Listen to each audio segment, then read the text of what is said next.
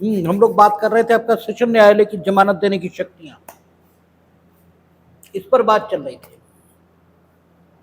और सेशन न्यायालय जमानत दे आपको, इसके लिए व्यक्ति का अभिरक्षा में होना ये जरूरी है।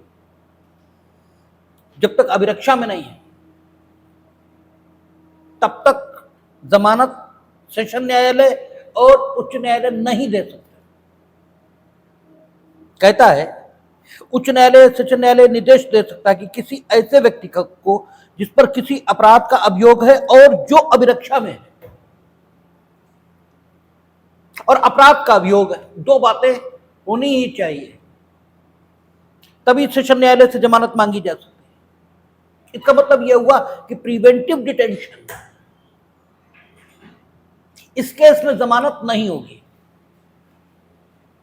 दो प्रकार के डिटेंशन ये होते हैं, एक प्रिवेंटिव डिटेंशन है यानी निवारक निरोध जिसे हिंदी में बोला जाता है, और दूसरा होता है प्यूनिटिव डिटेंशन जिसे दांडिक निरोध ये बोला जाता है।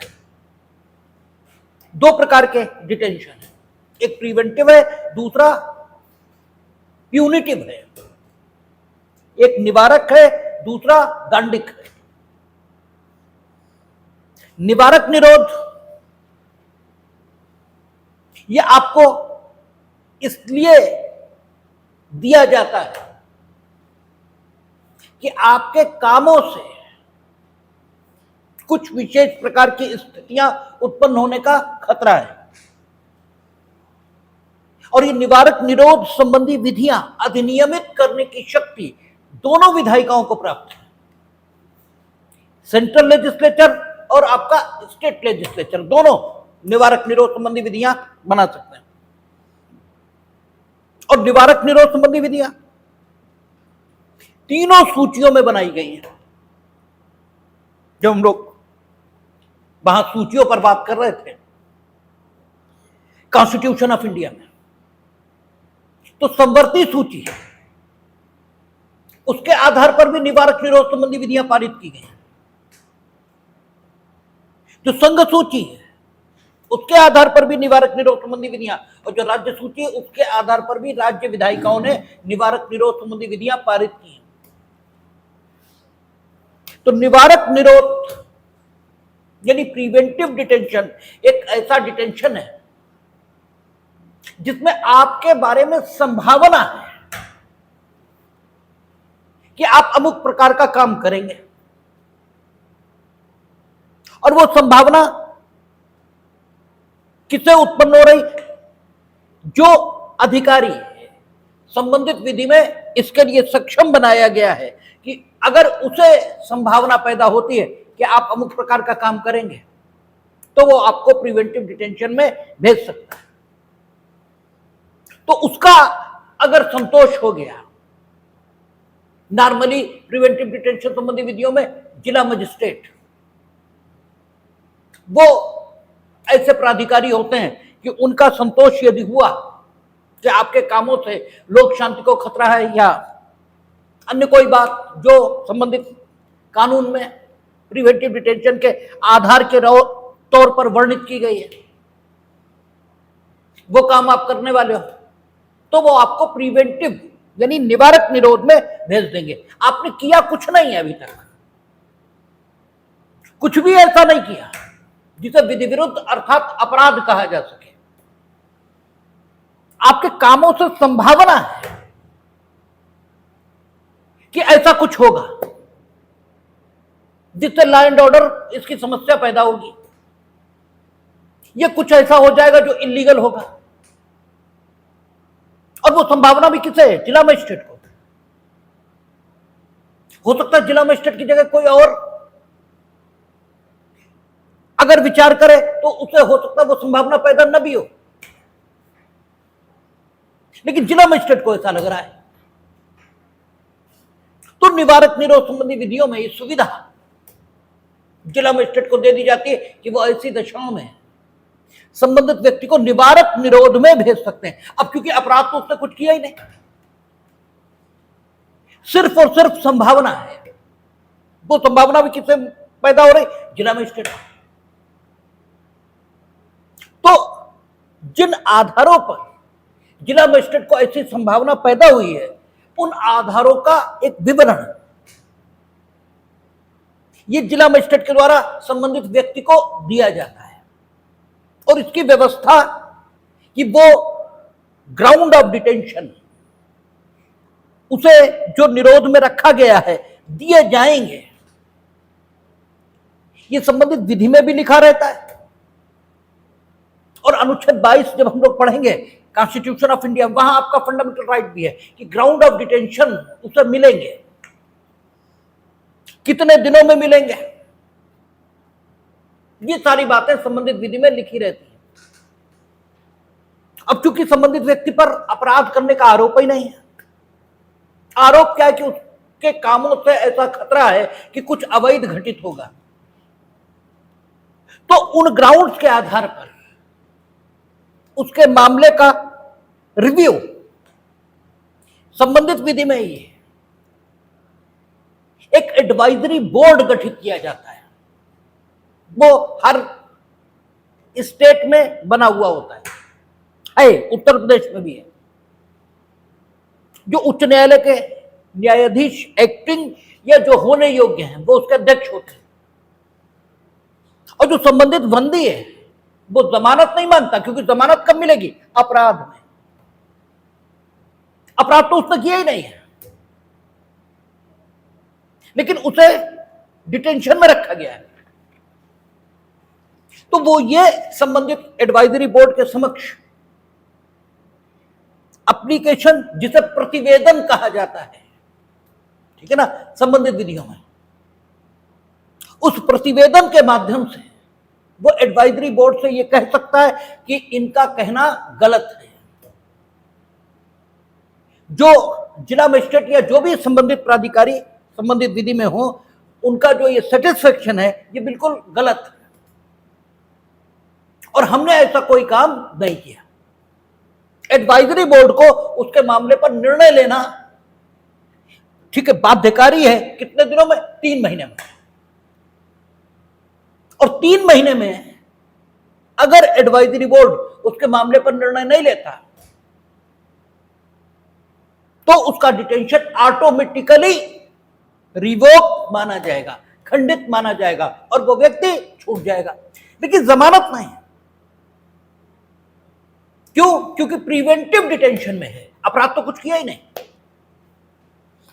जमानत नहीं मिलेगी। और एडवाइजरी बोर्ड ने यदि यह पाया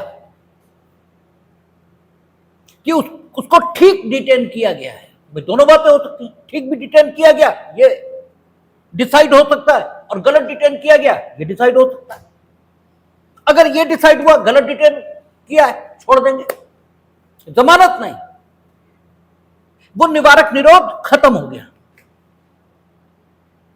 और अगर ये पाया गया ठीक डिसाइड किया है, ठीक डिटेन किया है, तो फिर एडवाइजरी बोर्ड डिटेंशन को कंफर्म कर देगा, यानी ये बात प्रमाणित हो जाएगी कि आपको ठीक डिटेन किया। अब कितने दिनों तक आप निरोध में रहेंगे, ये भी एक विचार का सवाल है। तो जितनी भी निवारक निरोध संबंधी विधियां होती हैं, उन्हीं में लिखा होता है कि एक बार व्यक्ति को यदि डिटेन किया गया तो मैक्सिमम समय कितना होगा और कितने समय तक वो डिटेन रह सकते हैं। नॉर्मली ये 6 महीने होता है, नॉर्मली, जरूरी नहीं 6 महीने होगा, लेकिन सामान्यतः ये 6 महीने होता है। यानी अगर एडवाइजरी बोर्ड ने कंफर्म कर दिया तो अब आप 6 महीने तक डिटेंशन में रहेंगे और 6 महीने बाद ऑटोमेटिकली छूट जाएंगे यदि आप कुछ न करें तो। यह भी हो सकता है कि 6 महीने बाद फिर से नया डिटेंशन ऑर्डर ये जारी कर दिया जाए। अगर ऐसा हुआ तो फिर वही प्रक्रिया, जमानत लेकिन नहीं मिलेगी क्योंकि जमानत अपराध में है। तो ये हुआ प्रिवेंटिव डिटेंशन। अच्छा, मानिए एडवाइजरी बोर्ड ने गलत, ठीक है, उन्होंने कहा कि आपको सही डिटेन किया गया, लेकिन ये गलत कहा उन्होंने, यानी उन्हें यह नहीं कहना चाहिए था, वास्तव में आपको गलत ही डिटेन किया गया। लेकिन एडवाइजरी बोर्ड ने गलत कंफर्म कर दिया कि आपको ठीक डिटेन किया गया, ये गलत कहा है उन्होंने। तो फिर आपके पास रास्ता ये है कि आप हेबियस कार्पस बंदी प्रत्यक्षीकरण इस रिट में जाइए। क्यों? क्योंकि उन्होंने गलत कहा ना, और जब गलत कहा तो इसका मतलब आपका डिटेंशन कानून के मुताबिक नहीं है, तभी तो यह कहा जाएगा गलत कहा। अगर कानून के मुताबिक तो क्यों कहा जाएगा? तो अगर उन्होंने ये गलत कहा तो आप हेबियस कार्पस में जाएंगे, और अगर हाई कोर्ट या सुप्रीम कोर्ट ये पाएंगे कि आपको गलत डिटेन किया गया है, तो हेबियस कार्पस की रिट जारी होगी और प्रिवेंटिव डिटेंशन खत्म हो जाएगा। लेकिन जमानत नहीं मिलेगी। ठीक है, जमानत कब मिलेगी? ये प्यूनिटिव डिटेंशन हो। एक डिटेंशन और है, सिविल जेल में रखा जाना। ठीक है, और सिविल जेल में आप तभी जाते हैं जब आपके ऊपर कोई बाध्यता है। नहीं, बाध्यता मीनिंग देर भाई आपके ऊपर कुछ ऑब्लिगेशन है और वो ऑब्लिगेशन आप डिस्चार्ज नहीं कर रहे। आपको कुछ पैसे देने, नहीं दे रहे आप। ठीक है, आपको कोई और काम करना है, नहीं कर रहे आप, तब आप सिविल जेल में रखे जाएंगे। और सिविल जेल में भी जमानत का कोई मतलब नहीं, आप वो काम कर दीजिए, बात खत्म हो गई, आप छूट जाएंगे। लेकिन जहां तक दांडिक निरोध का सवाल है, ये आपको तभी मिलेगा जब आपके खिलाफ क्रिमिनल कंप्लेंट ये दर्ज कराई जाएगी। और क्रिमिनल कंप्लेंट दर्ज होते ही आप विचारण होकर दोष सिद्ध हो जाओ, ऐसा तो होगा नहीं।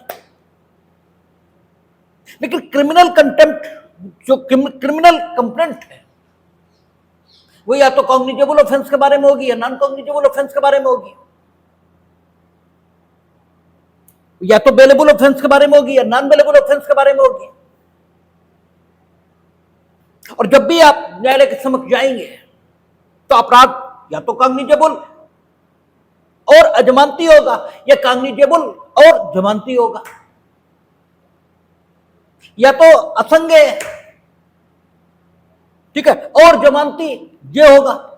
और असंज्ञेय और अजमानती शायद कोई अपराध हो, हमारे ध्यान में तो नहीं पड़ता। लेकिन प्रत्येक अपराध में जमानत ये तो आपको लेनी पड़ेगी। ठीक है, क्योंकि ट्रायल होने में समय लगेगा और कंप्लेंट आपके खिलाफ जिस दिन फाइल होगी और जिस दिन दोष सिद्धि या दोष मुक्ति होगी, उसके बीच बहुत लंबा समय होगा। और इस बीच आपको जमानत लेनी होगी, अन्यथा आप अभिरक्षा में रहेंगे। इस बीच आपका जो स्टेटस होगा वो क्या होगा? विचाराधीन बंदी का। अगर आप जमानत नहीं मिलती है आपको तो ठीक है, तो सवाल ये है, ये जो विचाराधीन बंदी के तौर पर चाहे डिटेंशन हो और चाहे दोष सिद्ध होने के बाद जब आप अपील प्रस्तुत करोगे या नहीं करोगे तो जो आपका डिटेंशन होगा, ये क्या बोला जाएगा? Punitive detention. तो दो प्रकार के डिटेंशन हुए, प्रिवेंटिव और प्यूनिटिव। ठीक है, तो प्यूनिटिव डिटेंशन अगर है तो अपराध की प्रगति कैसी भी हो, जो सेशन कोर्ट और हाई कोर्ट है उन्हें जमानत देने का हक दिया गया है और दोनों को कॉन्क्यूरेंट जुरिडिक्शन है। यह बिल्कुल जरूरी नहीं है कि आप पहले सेशन कोर्ट से बेल मांगो और वहां से रिजेक्ट हो जाए तो हाई कोर्ट जाओ, ऐसा कतई जरूरी नहीं। क्योंकि लिखा जमानत के बारे में उच्च न्यायालय या सेशन न्यायालय की विशेष, ठीक है, विशेष शक्तियां, special powers of high court और कोर्ट ऑफ सेशन। और ये स्पेशल पावर है, इन्हें स्पेशल पावर कहीं इसलिए रहे क्योंकि इनके ऊपर किसी प्रकार का कोई प्रतिबंध नहीं, न अपराध के दृष्टिकोण से और न स्वयं अभियुक्त के दृष्टिकोण से। अपराध जमानती है अजमानती है, इससे लेना देना नहीं। अभियुक्त की स्वयं पोजीशन क्या है? वो स्त्री रोगी शिथिलांग ऐसा व्यक्ति है या एकदम ठीक आदमी है? वो पूर्व से दोषित है या पूर्व से दोषित नहीं है? किसी प्रकार का कोई प्रतिबंध यहां नहीं लगा हुआ है। वो तो सीधे सीधे कहा कि जमानत के बारे में उच्च न्यायालय या सेशन न्यायालय की विशेष शक्तियां और दोनों की, यानी जमानत के संबंध में उच्च न्यायालय या सेशन न्यायालय की शक्तियों के बीच कोई अंतर नहीं है। जिस गुणवत्ता की ताकत उच्च न्यायालय को प्राप्त है उसी गुणवत्ता की ताकत सेशन न्यायालय को प्राप्त है। यही स्थिति रिवीजन में थी। आपके लिए बिल्कुल जरूरी नहीं है कि आप पहले सेशन न्यायालय जाओ और जब वहां से निरस्त हो जाए तब हाई कोर्ट जाओ। आप सीधे उच्च न्यायालय में जमानत प्राप्ति के लिए आवेदन ये प्रस्तुत कर सकते हो, लेकिन ऐसा सामान्य क्रम में नहीं किया जाता। और वो इसलिए नहीं करते क्योंकि जमानत का आवेदन प्रस्तुत करता है व्यक्ति का अधिवक्ता, और वो अपने मुवक्किल के मैक्सिमम हित में काम करता है। अगर उच्च न्यायालय में वो पहली बार एप्लीकेशन प्रस्तुत करेगा तो फर्स्ट ऑफ ऑल उसे ये बताना पड़ेगा कि आखिर वो उच्च न्यायालय से जमानत मांगने पहली ही बार क्यों आया। क्योंकि आपको कोई भी काम करने का हक है तो आप वही काम करोगे नहीं। सुबह भी हमने कहा था, कल भी कहा कि अगर राज्य को आरक्षण करने का या रिजर्वेशन करने का या विशेष उपबंध करने का हक है तो राज्य कर ही नहीं देगा। अगर राज्य किसी के पक्ष में कोई विशेष उपबंध करने जा रहा है तो he must show the justification why. आप जो कुछ कर रहे हो क्यों कर रहे हो। तो अगर आपने उच्च न्यायालय के समक्ष आवेदन प्रस्तुत किया तो आप बताएंगे ना कि आपने ऐसा क्यों किया। आप सेशन कोर्ट छोड़कर उच्च न्यायालय के समक्ष क्यों आए। आप सिर्फ यह कह दें कि आपको भी हक था इसलिए हम चले आए, तो फिर न्याय तो सस्ते में उपलब्ध होना चाहिए। और आपके घर के पास सेशन कोर्ट था, वहां आप नहीं गए, और आप एक ऐसे कोर्ट को जिसके पास बहुत सारे क्षेत्राधिकार हैं, जिसे बहुत सारे मामले सुनने अननेसेसरी विधि कर रहे हैं। तो अगर आप सीधे उच्च न्यायालय के पास पहुंचे तो पहली बात तो आपको यह बताना पड़ेगा कि आप वहां क्यों आए। और दूसरा नुकसान जो होगा कि यदि वहां से निरस्त हो गई तो यह ठीक है कि सेशन कोर्ट को अधिकार है, दोनों को समवर्ती अधिकारिता है, और कानून में जो नहीं लिखा है, ठीक है, वो सब कुछ किया जाएगा। सेक्शन में ये कहीं नहीं लिखा है कि उच्च न्यायालय से प्रार्थना पत्र निरस्त होने के बाद आप सेशन कोर्ट में नहीं लगाएंगे, ये नहीं लिखा है। और ना ही ये लिखा है कि सेशन कोर्ट से निरस्त होने के बाद आप उच्च न्यायालय में नहीं लगाएंगे, ये भी नहीं लिखा है। तो जैसे आप नॉर्मल कोर्स में सेशन कोर्ट से बेल निरस्त होने के बाद उच्च न्यायालय में बेल प्रस्तुत कर देते हैं, अपील नहीं है वो। जब आप एज ए जूनियर वहां होते हैं तो आप ऐसे मानते हैं मानो अपील हो रही है। नो, कॉन्करेंट जुरिडिक्शन है, कोई अपील नहीं। आपका हक है, सेशन कोर्ट ने निरस्त कर दी, आप हाई कोर्ट से बेल मांग रहे हैं।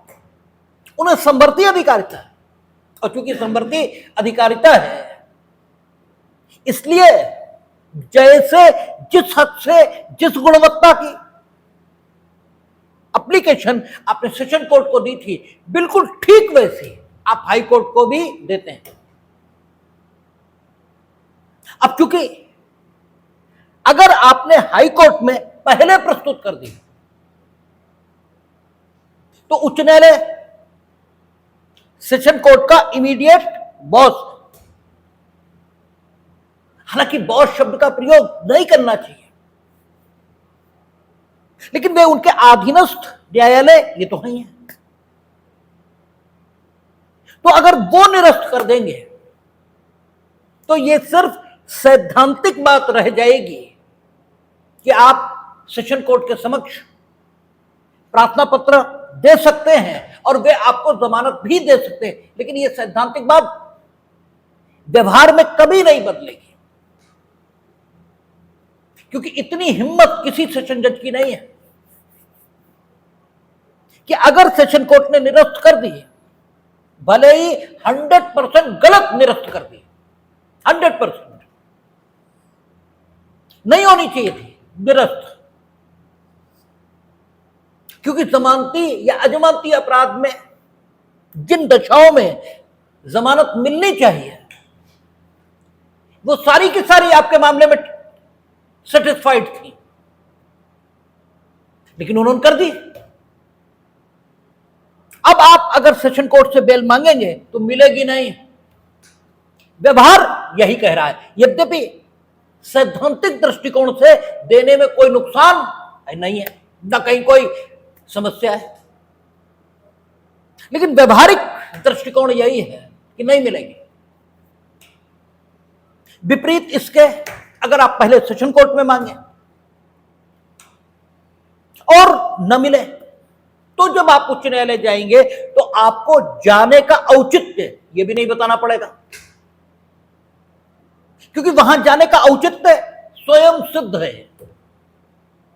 नीचे सेशन कोर्ट ने आपकी बात नहीं सुनी और चूंकि सेशन कोर्ट उनका अधीनस्थ है, इसलिए अगर आपका मामला एप्रोप्रिएट होगा तो वहां से आपको बेल मिलने की संभावना यह भी ज्यादा रहेगी। इसलिए ऐसा होता है कि पहले सेशन कोर्ट में लगती है और देन आप हाई कोर्ट लगाते हैं, लेकिन यह कोई सिद्धांत नहीं है, दोनों को कॉन्करेंट जुडिक्शन है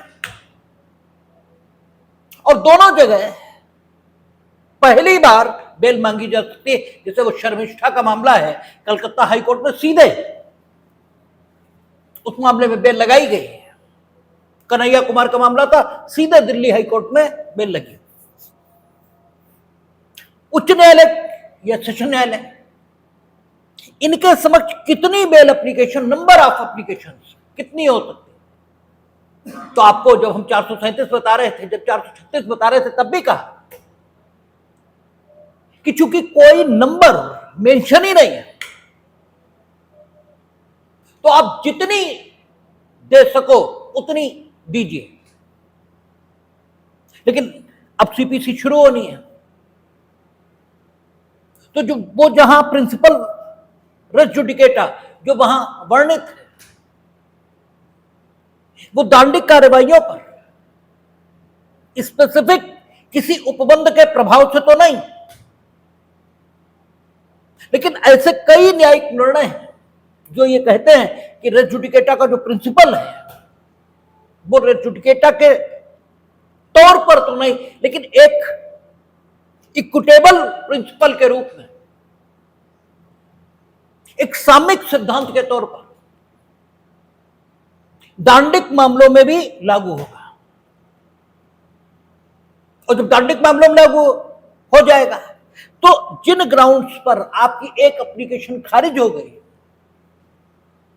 आप उन्हीं ग्राउंड्स पर दोबारा नहीं देंगे, और अगर देंगे, देने को वहां कोई लाठी लेके थोड़ी कोई रोकेगा, आप दोबारा नहीं देंगे, मीनिंग देर बाय अगर दोबारा देंगे तो विदाउट कंसिडरेशन वो निरस्त हो जाएगी।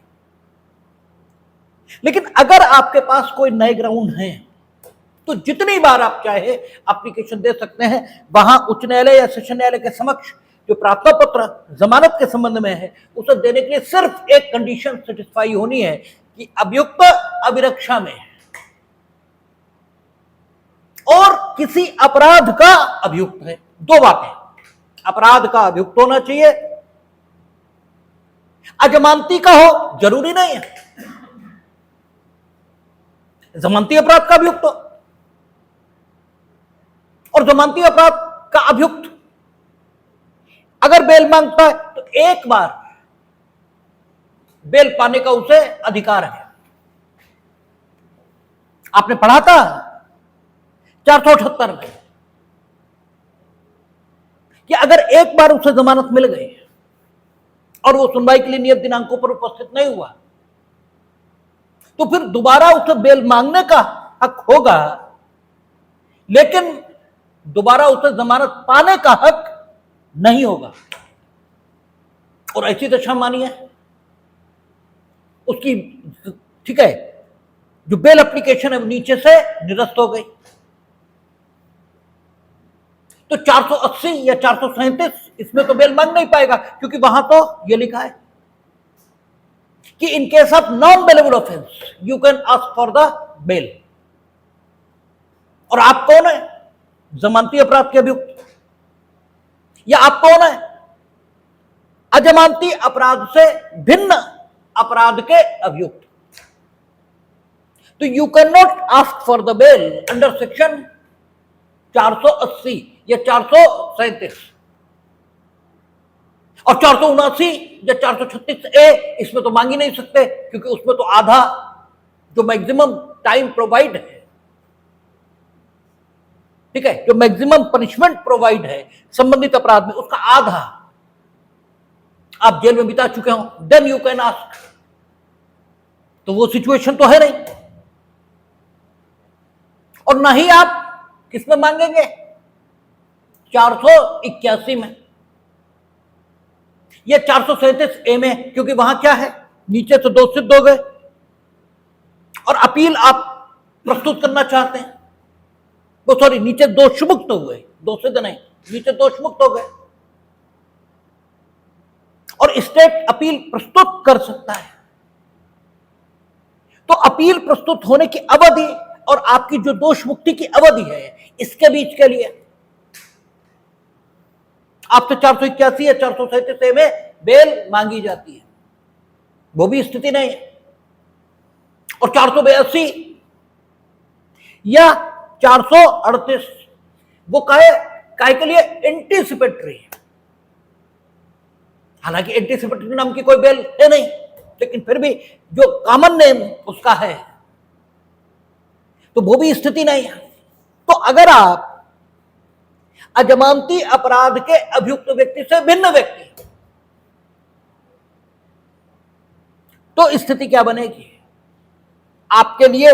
अगर नीचे से बेल नहीं मिली आपको, जो कि हो सकता है, ठीक है, क्योंकि अगर आप एक बार अपनी उपस्थिति के लिए जो दिनांक नियत है उसका उल्लंघन करेंगे तो फिर आपका हक बचेगा नहीं।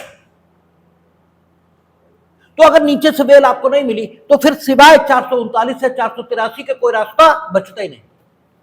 इसीलिए यह कहा गया कि किसी ऐसे व्यक्ति को जिस पर किसी अपराध का अभियोग है और जो अभिरक्षा में, दोनों बातें।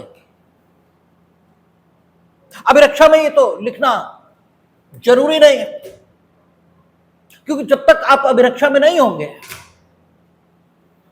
तब तक जमानत न मांगी जा सकती है और न दी जा सकती है, ठीक है। वो तो आप वहां भी आप क्या करते हैं, या तो हाजिर होते हैं या लाए जाते हैं, ठीक है। और जब हाजिर होते हैं या लाए जाते हैं तब मजिस्ट्रेट आपकी अभिरक्षा ये तय करता है। वो अभिरक्षा उसकी खुद की हो सकती है, यानी न्यायिक हो सकती है, या पुलिस कस्टडी ये हो सकती है। तो जो भी है, आप जब अभिरक्षा में होते हैं तभी जमानत का हक पैदा होता है। इसलिए ये लिखना अनावश्यक है, लेकिन फिर भी बात को क्लियर कहना ही ठीक होता है। इसलिए यहां कहा किसी ऐसे व्यक्ति के जिस पर किसी अपराध का अभियोग है और जो अभिरक्षा में है, जमानत पर छोड़ दिया जाए, सीधे प्लेन लैंग्वेज, और व्यक्ति शब्द का प्रयोग किया है। व्यक्ति में स्त्री पुरुष वृद्ध बच्चा सब कोई शामिल है। हालांकि बच्चा नहीं आएगा क्योंकि बच्चा डील होगा किससे? Juvenile justice care and protection act, उससे यह मतलब नहीं है। लेकिन व्यक्ति शब्द का प्रयोग किया जिसमें स्त्री और पुरुष दोनों शामिल हैं। और जमानत पर छोड़ने के लिए किसी शर्त का उल्लेख नहीं किया गया।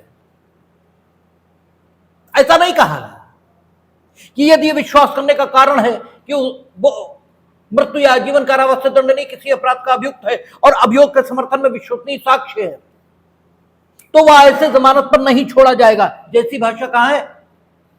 480 में, 480 सबसेक्शन 1 में जो भाषा थी वो नहीं है। यहां भाषा डिफरेंट हो गई। और आप लोग जब बेर पढ़ते हैं तो आपकी शिकायत यही होती कि सब जगह एक सा लिखा है, कहीं नहीं लिखा एक सा, एक भी जगह एक सा नहीं लिखा है। आप चूंकि ध्यान से पढ़ते ही नहीं है इसलिए वो आपको एक सा लगता है। वहां बहुत सारी बातें थी कि वह इस प्रकार नहीं छोड़ा जाएगा। यदि वह 7 वर्ष से अधिक के कारावास के लिए, ठीक है, या फिर कौन था वो राज्य, ठीक है, नहीं, 7 वर्ष से अधिक के कारावास के लिए एक बार दंडित हो चुका है और 7 वर्ष से नीचे किंतु 3 वर्ष से ज्यादा इसके लिए 2 बार दंडित हो चुका है, तो वह इस प्रकार जमानत पर नहीं छोड़ा जाएगा। वहां कई शर्तें थी, यहां एक भी शर्त नहीं है। यहां सीधा उन्होंने कह दिया कि और जो अभिरक्षा में जमानत पर छोड़ दिया जाए, उच्च न्यायालय सेशन न्यायालय इस प्रकार का निर्देश दे सकता है, कोई प्रतिबंध नहीं है। ठीक है, ये निर्देश वे दे सकते हैं। इसका मतलब यह हुआ कि यहां भी उन्हें शक्ति की सूरत का अधिकार मिला है। ठीक है ना, यहां जो सेशन कोर्ट और हाई कोर्ट का अधिकार है वो कहता है शक्ति की सूरत का। हाफील्ड का क्लासिफिकेशन हम लोगों ने पढ़ा है, वहां कई प्रकार के अधिकार बताए हैं। जैसे एक अधिकार क्या है? विशेषाधिकार, जिसकी चर्चा हमने रिजर्वेशन के संदर्भों में की कि विशेषाधिकार हमारा मन है तो हम प्रयोग करेंगे और उसके प्रयोग का कोई निवेदन आप नहीं करेंगे क्योंकि आप में निर्योग्यता है। विशेषाधिकार का जो ड्यूरल अपोजिट है वो क्या है? निर्योग्यता। ड्यूरल अपोजिट का मतलब क्या हुआ? अगर किसी में विशेषाधिकार है तो सारे समाज में निर्योग्यता होगी, सारे संसार में निर्योग्यता होगी। निर्योग्यता मीनिंग दर भाई संसार का कोई व्यक्ति विशेषाधिकार धारी से यह नहीं कह सकता कि वो विशेषाधिकार का प्रयोग करे। और अधिकार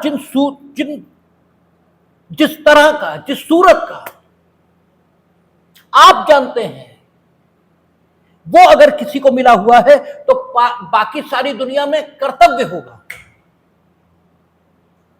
जैसे आपका मकान आपका है,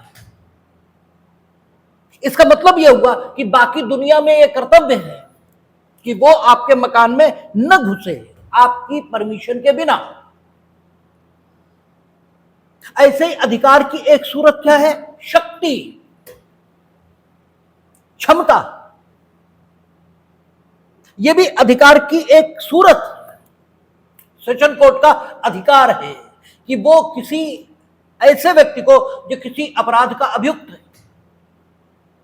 और अभिरक्षा में है उसे जमानत पर छोड़ सकता है। यह शक्ति की सूरत का अधिकार है और शक्ति का उपयोग अगर आप करेंगे, यह शक्ति का प्रयोग आप करेंगे तो आपको उस शक्ति के प्रयोग का औचित्य, जस्टिफिकेशन ये बताना होगा। कोई मनमानी नहीं है क्योंकि अनुच्छेद 14 जो कॉन्स्टिट्यूशन ऑफ इंडिया उसमें उल्लिखित है। और जो सर्वोच्च विधि है वो मनमानेपन का विरोध करता है, क्योंकि जहां मनमानापन है वहां विधि के समक्ष समता हो ही नहीं सकती। मनमानेपन में अंतर्निहित है कि आप किसी का पक्ष ले रहे हैं और किसी के विपक्ष में, क्योंकि जब किसी के पक्ष में आप होंगे तो दूसरे के विपक्ष में होंगे ही होंगे, और जिसके पक्ष में है और जिसके विपक्ष में है उसके पक्ष या विपक्ष में आप क्यों हैं यह आप बता ही नहीं सकते, सिवाय इसके कि मेरा मन। इसको ही मनमानापन कहते हैं। और यह विधि के समक्ष समता इस संकल्पना का विरोधी है। इसलिए सेशन कोर्ट को या हाई कोर्ट को किसी भी ऐसे व्यक्ति को जमानत देने का हक है, लेकिन यह कहा गया है कि धारा 480 के अंतर्गत अजमानती अपराध की दशा में जब जमानत दी जाती है तो वो जो 10-11 कंसीडरेशंस हैं, यानी इनॉर्मिटी ऑफ द एक्यूजेशन, अभियोग में अंतर्निहित अधमता, आपने चोरी, ठीक है, अपना पेट पालने के लिए की, ये एक बात है, और आपने चोरी शराब पीने के लिए कर ली, ये दूसरी बात है। और आपने किसी कैंसर पेशेंट के रेडियोथेरेपी के लिए रखे गए पैसों की चोरी इसलिए की क्योंकि आपको स्मैक पीनी थी, ये तीसरी बात है। इसमें एग्रावेटिंग सर्कमस्टांस है। आपने चोरी की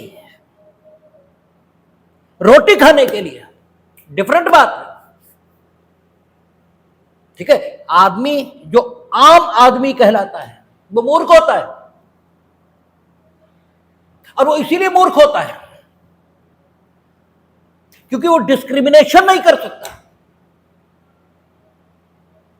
अभी उस दिन चर्चा चल रही थी तो हमने कहा ये जितने जासूस पकड़े जा रहे हैं इनके बीच डिस्क्रिमिनेशन होना चाहिए। एक बात यह है कि हमें मालूम है कि हम जासूसी कर रहे हैं और हम जासूसी कर रहे हैं, एक बात यह हुई। और एक बात यह है कि हमें मालूम ही नहीं है कि हम जासूसी कर रहे हैं और हम जासूसी कर रहे हैं। यहां हमारा उपयोग एक इंस्ट्रूमेंट, एक उपकरण की तरह हो रहा है।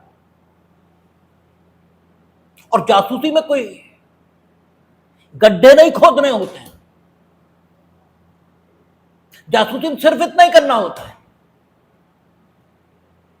कि हमने कहा अरे तुम वहां जा रहे हो जरा, या वहां की लोकेशन बड़ी अच्छी है, ऐसा करना, एक फोटो वहां का खींच के हमें भेज देना, सुंदर है, लोकेशन बहुत बढ़िया है। अब आपको मालूम ही नहीं है कि हम फोटो क्यों मंगवा रहे हैं, ठीक है, इससे आपको कुछ पता ही नहीं है और आप इस्तेमाल हो रहे हैं। यह भी एक जासूसी है। इसमें आप जासूसी के रैकेट में फंस गए, ठीक है ना। आप जासूस नहीं है, आप जासूसी के रैकेट में फंसे हुए व्यक्ति हैं और लगभग पीड़ित व्यक्ति हैं, यद्यपि मूर्ख हैं, ये सही है। आपको मालूम होना चाहिए कि भाई पुल के ही फोटो क्यों मंगा रहे हो, लेकिन फिर भी ऐसा होता है। आपको मालूम है ओसामा बिन लादेन को अमेरिका ने ट्रेस आउट कैसे किया था? सबसे पहले तो उसकी लंबाई ये उनके पास थी, और जो, क्योंकि ओसामा उस घर से बाहर आता ही नहीं था जिस घर में उसे मारा है उन्होंने, तो सबसे पहले उसकी परछाई, इसको उन्होंने ट्रेस किया सैटेलाइट से और उसे मिलाया, और जब यह पाया कि इसकी परछाई उसी लंबाई चौड़ाई की है। तब उन्हें शक हुआ कि इस घर में ये जो व्यक्ति है ये उसामा है। उसके बाद बरसों वो इस बात पर लगे रहे कि वहां से कुछ ऐसा मिले हमें कि उसने, अमेरिका ने डीएनए, उनके लड़के, उसामा के तो कई लड़के थे, एक लड़के से उसकी डीएनए मटेरियल लेकर सुरक्षित कर रखा था। और फिर जो नाई बाल काटने जाता था वो बाल कूड़े में फेंके जाते थे, उस कूड़े को खरीदा, उस कूड़े को खरीद के उसमें जो बाल मिले उससे उन्होंने डीएनए मैच किया और डीएनए मैच करके कंफर्म कर लिया कि यस ये उसामा है, और फिर मार दिया। तो जिसने बाल बेचे होंगे उसे थोड़ी मालूम है कि हम क्या बेच रहे हैं। ठीक है, तो जो अभियोग में अंतर्निहित अधमता है ये देखी जाएगी। नॉन बेलेबल ऑफेंस जरूर है, फिर भी डिस्टिंक्शन करना होगा। एक जासूस वो है कि हमें पता है कि हम आईएसआई के लिए काम कर रहे हैं और हम बेच रहे हैं इंफॉर्मेशन, और एक हमें मालूम ही नहीं है, तो इस व्यक्ति की वो सजा नहीं हो सकती। जो इस व्यक्ति की सजा होगी उस व्यक्ति की वो सजा नहीं हो सकती जिसने पेट भरने के लिए चोरी कर ली। उस व्यक्ति की भी वो सजा नहीं हो सकती जिसने लड़की की शादी करने के लिए चोरी कर ली। इन सारे लोगों में बहुत फर्क है, इसलिए सबसे पहला कंसीडरेशन होता है अभियोग में अंतर्निहित अधमता। ठीक है, इनॉर्मिटी ऑफ द एक्यूजेशन, ये क्या है? दूसरा हमने कहा था नेचर ऑफ एक्यूजेशन, प्रकृति क्या है? ठीक है, एक अपराध की प्रकृति है कि हमने सामान्य मीटर चेक करने वाले बनकर आप तो 200 रुपए ठग लिया, एक ये हुआ। एक हमने खुद को चीफ मिनिस्टर और प्राइम मिनिस्टर का पीआरओ कहा और एसपी साहब को कुछ बताया। ठीक है, ये भी ठीक है प्रतिरूपण द्वारा छल है, लेकिन यह प्रतिरूपण द्वारा छल और यह प्रतिरूपण द्वारा छल बहुत फर्क है। और दूसरा मानव शरीर के विरुद्ध अपराध कर रहा है, तो नेचर ऑफ एक्यूजेशन क्या है ये भी ध्यान में रखा जाएगा। तीसरा हमने कहा था कि जो अभियोग है उसके समर्थन में साक्ष्य कितना। चौथा कहा था विचारणा में लगने वाला समय कितना होगा ये देखना है। पांचवा कहा था कि रिपीटेशन ऑफ ऑफेंसेस, इसकी संभावना कितनी है, जैसे उसका जबरदस्त क्रिमिनल हिस्ट्री आ रही है, इसका मतलब रिपीटेशन ऑफ द ऑफेंस की संभावना है। ठीक है, इसके बाद पीड़ित और अभियुक्त की सामाजिक स्थिति क्या है, गवाहों के टूटने का या उन्हें तोड़े जाने का अंदेशा कितना है, भाग जाने का अंदेशा कितना है। ठीक है, और समाज पर पड़ने वाला प्रभाव क्या है, ये सारी बातें ध्यान में रखी जाएंगी। वो सारी बातें यहां भी ध्यान में रखी जाएंगी। शक्ति पर कोई प्रतिबंध नहीं, आप किसी को भी जमानत दे सकते, बस वो अपराध का अभियुक्त होना चाहिए और अभिरक्षा में होना चाहिए। लेकिन आप जमानत देने की शक्ति का इस्तेमाल करें, इसके लिए जरूरी है कि ये सारी स्थितियां संतुष्ट होनी चाहिए, तभी आप जमानत दें, अन्यथा न दें। ठीक है, क्योंकि आपको शक्ति दी गई और शक्ति का प्रयोग जब भी आप करेंगे तो उसका जस्टिफिकेशन होना चाहिए। हालांकि शक्ति पर कोई प्रतिबंध नहीं है, आप जो चाहें ठीक है उसे जमानत दे सकते हैं, उस पर कोई प्रतिबंध नहीं, लेकिन फिर भी आपको उन चीजों का ध्यान रखना पड़ेगा। कहता है और यदि अपराध धारा 480 की उपधारा 3 में भी निर्दिष्ट प्रकार का है। उपधारा 3 में कौन कौन से अपराध थे? वे मामले जिनमें 7 वर्ष से अधिक सजा दी जा सकती है, या जो राज्य के विरुद्ध अपराध थे, या जो संपत्ति के विरुद्ध थे, और या फिर जो मानव शरीर के विरुद्ध थे। अगर वो अपराध थे तो धारा 480 की उपधारा 3 कह रही थी कि मजिस्ट्रेट का, न्यायालय, हालांकि मजिस्ट्रेट शब्द का प्रयोग वहां नहीं है, वहां क्या शब्द प्रयोग है? ऐसा न्यायालय जो उच्च न्यायालय और सेशन न्यायालय नहीं है, यह शब्द है। वो शर्तें लगा सकते थे, उन शर्तों में कुछ शर्तें उन्होंने उसी में बताई थी और शेष कहा था कि जो शर्तें वो ठीक समझे तो वो सारी बातें यहां भी हो सकेंगी। कह रहा है यदि अपराध धारा 480 को उपधारा 3 में विनिर्दिष्ट प्रकार का है तो वह कोई ऐसी शर्त जो वह उस उपधारा में वर्णित प्रयोजनों के लिए आवश्यक समझे अधिरोपित कर सकता है। करेगा, ये नहीं कहा, कर सकता है। लेकिन अगर 480 की उपधारा 3 में वर्णित प्रकार का अपराध है और आप नहीं कर रहे हो शर्त अधिरोपित, तो कोई विशेष कारण होना चाहिए ना भाई। जब 480 उपधारा 3 में वर्णित प्रकार का है तो नॉर्मल कोर्स यही है कि आपको करना चाहिए, और अगर नहीं कर रहे हैं तो उसका कोई विशेष कारण होना चाहिए। इसलिए आप सेशन कोर्ट में देखेंगे तो वहां शर्तें लगी होती है कि जमानत पर रिहा किया जाए, लेकिन तो यह अपराधी उदय गवाहों को नहीं, ठीक है, तोड़ने का प्रयास करेंगे, आदि आदि शर्तें उसमें लगी रहती, ठीक है। तो ये कर सकता है। कहता किसी व्यक्ति को जमानत पर छोड़ने के समय मजिस्ट्रेट द्वारा अधिरोपित कोई शर्त अपास या उपांतरित कर दी जाए, यह भी निर्देश दे सकता है। अब लिखा यहां यह क्या है कि किसी व्यक्ति को जमानत पर छोड़ने के समय मजिस्ट्रेट द्वारा अधिरोपित कोई शर्त अपास या उपांतरित कर दी जाए, यही लिखा है, ठीक है। मजिस्ट्रेट ने शर्त लगाई और वो शर्त अवैध है, अवैध नहीं भी है तो भी वो शर्त नहीं लगानी चाहिए, नहीं लगाई जानी चाहिए। जैसे आपने लिख दिया कि आप ये काम नहीं करेंगे और साथ में 2 लाख रुपए का चेक ये जमा करेंगे थाने में, ठीक है, तो ये शर्त नहीं लगनी चाहिए। तो इसके लिए निवेदन सेशन न्यायालय उच्च न्यायालय से किया जा सकता है और वो निर्देश देकर मजिस्ट्रेट द्वारा अधिरोपित कोई शर्त क्या कर सकते हैं, अपास या उपांतरित ये भी कर सकते हैं, ठीक है। और जब उनकी कर सकते हैं तो अपनी तो कर ही सकते हैं, जो काम हम दूसरे के लिए कर सकते हैं वो अपना तो कर ही लेंगे। अच्छा, कहता है परंतु लिखा हुआ कि परंतु उच्च न्यायालय या सेशन न्यायालय किसी ऐसे व्यक्ति की जो ऐसे अपराध का अभियुक्त है जो अनन्यता सेशन न्यायालय द्वारा विचारणीय, यद्यपि इस प्रकार विचारणीय नहीं है, आजीवन कारावास से दंडनीय है। क्योंकि ऐसे अपराध हम लोगों ने देखे हैं जो tribal by court of session नहीं है लेकिन उनमें आजीवन कारावास प्रोवाइड है, जैसे पुरानी आईपीसी में 409, 467, इनमें आजीवन कारावास और मजिस्ट्रेट के न्यायालय द्वारा विचारणीय,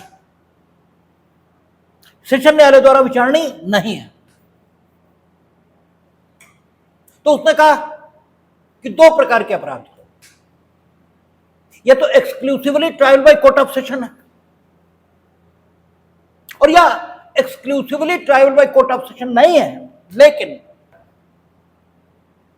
उनमें आजीवन कारावास एक दंड के रूप में प्रोवाइड है, ऐसी पोजीशन है। उनमें लोक अभियोजक को बिना सुने जमानत नहीं दी जाएगी जब तक कि विशेष कारण जो अभिलिखित किए जाएंगे उनसे सेशन न्यायालय का यह समाधान है कि लोक अभियोजक को बिना सूचना दिए, बिना उसे सुने इस मामले में भी जमानत दिया जाना उचित होगा। इसका मतलब क्या हुआ? इसका मतलब यह हुआ जनरल रूल, सामान्य नियम ये रहेगा कि वो सारे मामले हैं जो trial by court of session है और वे मामले जिनमें आजीवन कारावास प्रोवाइड, उनमें लोक अभियोजक को सुना जाएगा। इसका मतलब यह हुआ कि लोक अभियोजक अगर वहां टाइम मांग रहा है कि आज हमारे पास पेपर नहीं है या आज हम तैयारी नहीं कर सके, उसने 10-20 बार टाइम मांगा तब बात अलग हो जाती है। लेकिन नॉर्मली उसे टाइम दिया जाएगा जब तक कि विशेष कारणों से, या तो आप विशेष कारण दो, ये 20 बार मांग चुके हैं टाइम, ठीक है, कभी करते ही नहीं तैयारी। लेकिन अगर कोई स्पेशल रीजन नहीं है तो आपको लोक अभियोजक को सुने बिना ऐसे मामलों में जमानत नहीं देनी। इसलिए आप वहां देखते हैं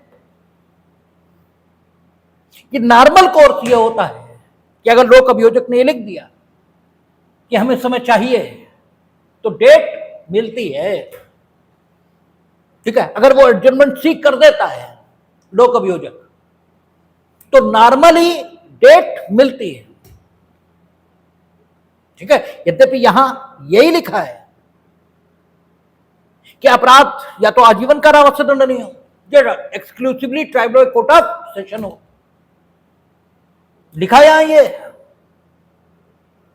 और ये भी लिखा है कि विशेष कारण ये होने चाहिए। लेकिन वहां स्थिति ये रहती है कि नॉर्मली वहां डेट मिली ही जाती है। हां, आगे उन्होंने कहा, ठीक है, परंतु ये देखिए, या जो यद्यपि इस प्रकार विचारणीय नहीं है, आजीवन कारावास से दंडनीय, जमानत लेने के पूर्व जमानत के लिए आवेदन की सूचना लोक अभियोजक को उस दशा के सिवाय देगा जब ऐसे कारणों से जो लेखबद्ध किए जाएंगे कि ऐसी सूचना देना साध्य नहीं है, ठीक है। सूचना देना लिखा है, लेकिन सूचना केवल सूचना देने के लिए तो होती नहीं भाई। कोई भी काम काय के लिए होता है, सोद्देश्य होता है ना, ठीक है। आप उसे सूचना दे रहे हैं तो काय के लिए दे रहे हैं, उसे सुनने के लिए दे रहे हैं ना। इसीलिए पूछा जाता है, कोर्ट साहब को कॉपी दी, आपसे पूछा जाता है,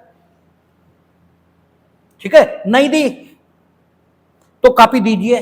ये न्यायालय निर्देश दे रहा है, कॉपी दीजिए, क्यों? ताकि उन्हें सूचना मिले, ठीक है। और वो जो आपकी बेल एप्लीकेशन होती है उस पर लिखते भी हैं कि श्रीमान जी प्रति प्राप्त या प्रति प्राप्त नहीं, ठीक है, समुचित आदेश निवेदित। तो आप इंफॉर्मेशन लोक अभियोजक को दिलवाएंगे, और जब इंफॉर्मेशन मिलेगी तो केवल इंफॉर्मेशन के लिए इंफॉर्मेशन नहीं होती, ठीक है, सुने जाने के लिए होती है। तो जब तक स्पेशल रीजन नहीं है तब तक उन मामलों में जो tribal by court of session है या जो आजीवन कारावास से दंडनीय है उनमें सूचना मिलेगी, और सूचना का मतलब है लोक अभियोजक को सुना जाएगा। आगे कहता है, परंतु यह और की उच्च न्यायालय, सेशन न्यायालय किसी ऐसे व्यक्ति की जमानत देने से पूर्व जो भारतीय न्याय संहिता की धारा 65 या धारा 70 की उपधारा 2 के अधीन विचारण योग्य किसी अपराध का अभियुक्त है, ठीक है, ऐसे आवेदन की सूचना की प्राप्ति की तारीख से 15 दिन के भीतर, 15 दिन की अवधि के भीतर लोक अभियोजक को जमानत के लिए आवेदन की सूचना देगा। यहां मैंडेटरी शब्द आ गए 2 प्रकार के अपराधों की दशा में। अपराध का धारा 65 इसके अधीन है, और 65 के अधीन आप देखेंगे तो वहां लिखा है कि 16 वर्ष से कम आयु की महिला के साथ बलात्कार, ठीक है, या 12 वर्ष से कम आयु की महिला के साथ बलात्कार, और 70 सबसेक्शन 2 ये गैंग रेप, और वो भी 16 या 12 साल की महिला के साथ। तो ये स्पेसिफिक ऑफेंस है, इनके विषय में सीधे सीधे लिख दिया, नो डिस्क्रिप्शन, कुछ नहीं, सूचना देगा, ठीक है। जो शब्दावली है दे सकता हो विशेष कारणों से भी, लेकिन कुछ नहीं, देगा। और देगा किस लिए आगे कहता है, ठीक है। सबसेक्शन 2, सूचना देने वाले या उसके द्वारा प्राधिकृत किसी व्यक्ति की उपस्थिति भारतीय न्याय संहिता 2023 की धारा 65 या धारा 70 की उपधारा 2 के अधीन किसी व्यक्ति को जमानत के लिए आवेदन की सुनवाई के करते समय बाध्यकारी होगी। बहुत कठिन बात हो गई। यानी जिसने सूचना दी थी धारा 65 या धारा 70(2) के अधीन अपराध की, जो कंप्लेनेंट था, जो एफआईआर लिखाने वाला था, या तो वो और या उसका प्राधिकृत व्यक्ति यानी उसका अधिवक्ता या उसका कोई रिकॉग्नाइज्ड एजेंट, ये सुनवाई के समय उपस्थित होगा। यानी उपस्थित नहीं है तो नहीं होगी सुनवाई। और इसीलिए ये पर्टिकुलर मामले, पर्टिकुलर बलात्कार नहीं, ये बलात्कार की स्पेशल कोर्ट ही है। हर बलात्कार में नहीं कहा है। 65(70)(2) और 65 में स्पेसिफिक रेप, 16 वर्ष उससे कम, 12 वर्ष उससे कम, ये ठीक है कि विभिन्न तरीके के ऐसे माध्यम आए हैं जो लोगों को मॉरली करप्ट जल्दी कर रहे हैं, नेट के माध्यम से अवेलेबल है। लेकिन फिर भी अभी भी 16 साल या 12 साल ये उम्र ऐसी है जिसमें कंसेंटिंग पार्टी होना ये मुश्किल है। इसलिए यहां पर कानून का रुख बेहद सख्त है। और 70(2) गैंग रेप, वो भी एक पर्टिकुलर उम्र के लड़की के साथ। इसलिए यहां कहा कि जब तक उपस्थित नहीं होगा, ठीक है, तब तक सुनवाई नहीं। ये इन शब्दों में नहीं लिखा है, लेकिन उसने कहा उपस्थित होगा। अब उपस्थित हो ही नहीं रहा, लेकिन ये सूचना तो हो रिकॉर्ड पर कि उस तक सूचना पहुंची है और उपस्थित नहीं हुआ, तब तो हम ये माने कि जानबूझकर उपस्थित नहीं हो रहे। लेकिन अगर रिकॉर्ड पर सूचना ही नहीं है, ऐसा प्रमाण नहीं जिससे यह तय हो कि सूचना पहुंची, तो फिर उपस्थित वो नहीं है, इसमें उसका दोष क्या? इसका मतलब यह हुआ कि जब तक सम्मन या वारंट जो भी गया होगा, वारंट तो जा ही नहीं सकता, उसकी तामील होकर उसकी एक प्रति है नहीं पत्रावली पर, तब तक बेल पर सुनवाई नहीं होगी इन दो धाराओं की, ठीक है, मौजूदगी के मामले में। ठीक है, तो यह कहा उन्होंने। सबसेक्शन 3 कहता उच्च न्यायालय या सेशन न्यायालय किसी ऐसे व्यक्ति को जिसे इस अध्याय के अधीन जमानत पर छोड़ा जा चुका है गिरफ्तार करने का निर्देश दे सकता है और उसे अभिरक्षा के लिए सुपुर्द कर सकता है। पहले ये 439 सबसेक्शन 2 था, अब ये 482 सबसेक्शन 3 है, क्योंकि सबसेक्शन 2 नया जुड़ गया और जो परंतुक जुड़े ये भी नए जुड़ गए। ठीक है, पहले ये सबसेक्शन 2 था और इसी में कैंसिलेशन ऑफ बेल, इसकी ताकत उच्च न्यायालय और सेशन न्यायालय को मिली। बेल जो कैंसिलेशन मूव होता है वो इसी सेक्शन में मूव होता है,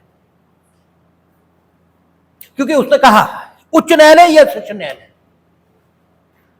किसी ऐसे व्यक्ति को जिसे इस अध्याय के अधीन जमानत पर छोड़ा जा चुका है, इस अध्याय के अधीन, यानी रिवीजन में उसे बेल मिली तो नहीं, अपील में उसे बेल मिली है तो नहीं, रेफरेंस में उसे बेल मिली है तो नहीं, लेकिन 167 सबसेक्शन 2 जो अब 187 सबसेक्शन 2 है, उसके अधीन 60 दिन या 90 दिन में पुलिस रिपोर्ट न प्रस्तुत किए जाने के कारण बेल मिली, तो यहां कैंसिल हो जाएगी, क्योंकि वहां लिखा है कि इस धारा के अधीन जब बेल दी जाएगी तो ऐसे माना जाएगा मानो ये अध्याय 33 के प्रयोजनों के अधीन, ये अध्याय 33 के प्रयोजनों के अंतर्गत बेल दी गई है। ठीक है ना, अध्याय 33 के प्रयोजनों के लिए अध्याय 33 के अधीन दी गई बेल मानी जाएगी, तो वो कैंसिल हो जाएगी। लेकिन चूंकि रिवीजन, रेफरेंस, अपील इस सब में बेल यहां मिलती ही नहीं है, ठीक है, इस अध्याय में। इसलिए वो बेल यहां कैंसिल नहीं हो सकती, वो तो संबंधित न्यायालय ही कैंसिल करेंगे, ठीक है। और इसीलिए एंटीसिपेटरी भी यहां कैंसिल नहीं हो सकती, क्योंकि वो बेल है ही नहीं, वो तो निर्देश है, डायरेक्शन है, इसलिए वो जिसने दिया वही कैंसिल करेगा।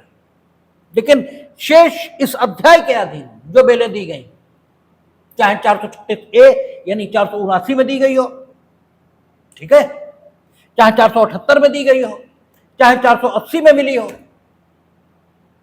वो सारी की सारी, और 481 इसलिए नहीं कह रहा हूं, या 437 है, वो तो दोष मुक्ति ये हो चुकी है, और अपील की अवधि बीतने तक के लिए बेल आपसे मांगी गई, तो उसकी तो बात ही नहीं होगी इस अध्याय के अधीन। और ये भी कॉन्करेंट जुडिक्शन है, उच्च न्यायालय भी कैंसिल कर सकता है और सेशन न्यायालय भी।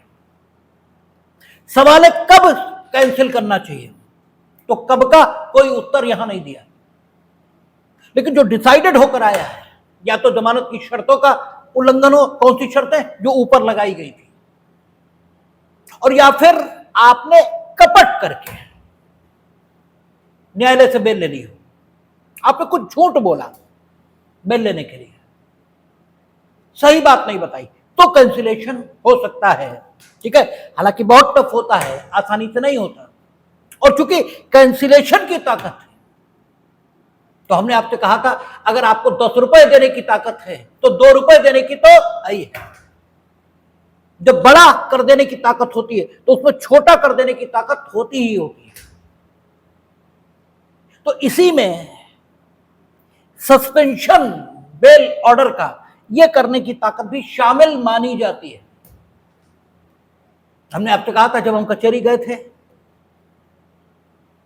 तो एक सेशन जज, यहां सेशन जज थे, वो बेल ऑर्डरों की समीक्षा करते थे सारी, ठीक है।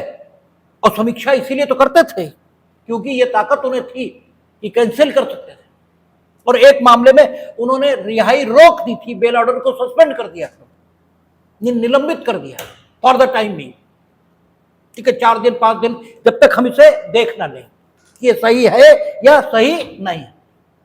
तो मेरी समझ में नहीं आया था कि किस सेक्शन के आधार पर यह हुआ, लेकिन अब समझ में आता है कि 483(3) या संबंधित सीआरपीसी में 439(2), क्योंकि कैंसिल जब हम कर सकते हैं तो 3-4 दिनों के लिए उसके प्रभाव को स्थगित ये तो हम कर ही सकते हैं। तो ये जमानत के संबंध में उच्च न्यायालय और सेशन न्यायालय की ताकतें निकल के हैं। अब जमानत आपको मिल गई तो आप रिहा कैसे होंगे, यह सवाल बचता है। तो एक दिन का ये और बचा, कल आप लोगों का एग्जाम भी है, तो सुबह आप देंगे एग्जाम, सुबह देने के बाद शाम को हम लोग बैठेंगे और कल ये बेल का समाप्त हो जाना चाहिए, जहां तक हमें लगता है हो जाए।